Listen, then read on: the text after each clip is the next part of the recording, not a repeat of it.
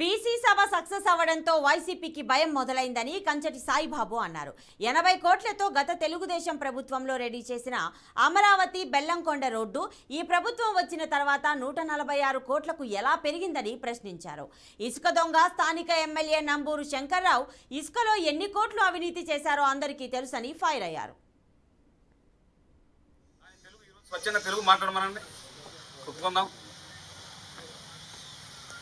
ఇట్లా ఊరక ఎవడో నలుగురిని పిలిచి కులాల పేరు చెప్పి గాలి మాటలు మాట్లాడించి మా నాయకుడు కొమ్మలపాటి శ్రీధర్ గారిని కానీ మమ్మల్ని కానీ లేదా మా నాయకులను కానీ మరి ఏదైనా చులకనగా మాట్లాడిస్తే నేనేదో హీరో అయిపోతాను. ఖచ్చితంగా చాలామంది అయితే రాజకీయాల్లో ఓడిపోయి పోవడం జరిగింది. కానీ ఓడిపోయి ఇతను తన్నులు తినిపోతాడు.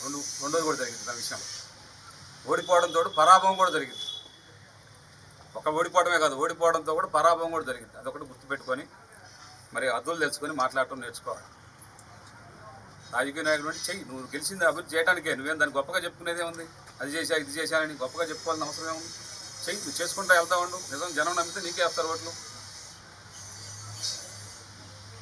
రోజు సోషల్ మీడియాను పెట్టి జీతాలు ఇచ్చి గోదర కొట్టుకొని నువ్వు నియోజకవర్గం మొత్తం ఏదో నీ కుటుంబ ఆస్తిలాగా ఇంకొకటి చెబుతున్న పెద్ద పొరపాటు నియోజకవర్గ ప్రజలకి ఒక హెచ్చరిక.